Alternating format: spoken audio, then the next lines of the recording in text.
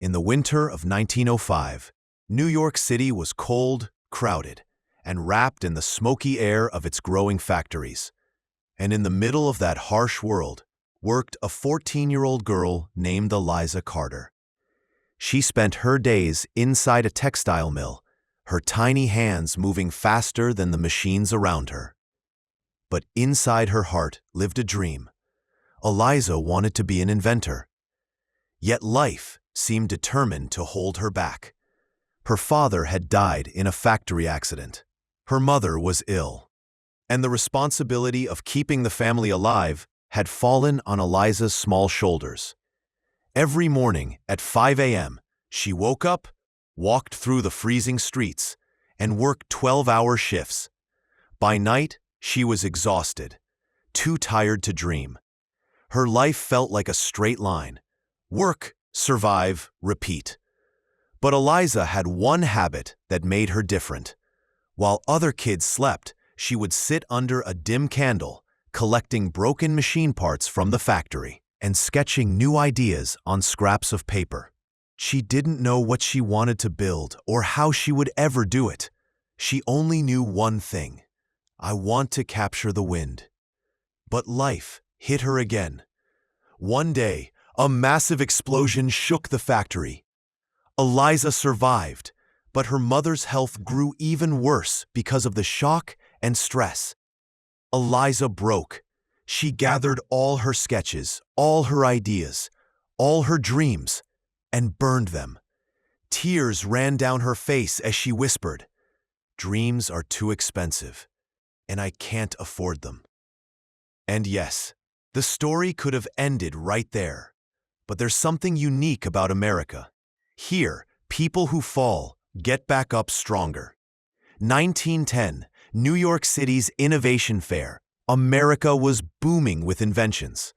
It was the era of dreamers, builders, and noisy machines that promised a new future. Eliza didn't want to go anywhere near that world. She was done with dreaming. But her childhood friend, Sam, felt differently. He had secretly rescued the burnt edges of her sketch. From the trash, he brought them to her and said, "You gave up on catching the wind, but maybe the wind wasn't ready to give up on you." Sam dragged her, almost literally, to the Innovation Fair. When they got there, Eliza felt completely out of place. Bright lights, powerful inventors, engineers from big companies, tables filled with shining machines, and then, in the corner, an empty, lonely stall. Before Eliza could protest, Sam rented it on the spot. She stood there, shocked. Sam simply smiled. This is America.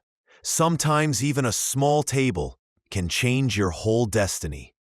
With shaking hands, Eliza placed her little invention on the wooden table, a wind-powered mini turbine she had created from scrap parts.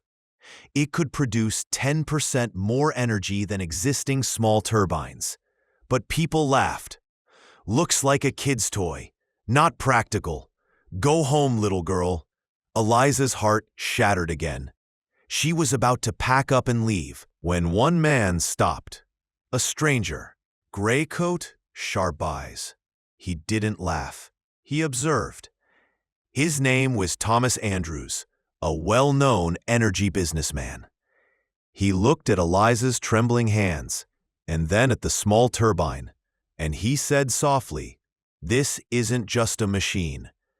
This is the future." Eliza's eyes filled with tears. Andrews reached into his coat, pulled out $500, a fortune in those days, and placed it on her table. "Build it bigger. Build it better. America needs people who see what others can't."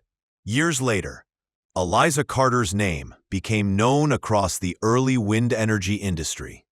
She proved the critics wrong. She broke every barrier that tried to stop her. And she changed the way America produced power. Today, inside an old New York museum, there sits a small, rusted prototype turbine. A handwritten note below it reads, The girl who tried to hold the wind and succeeded.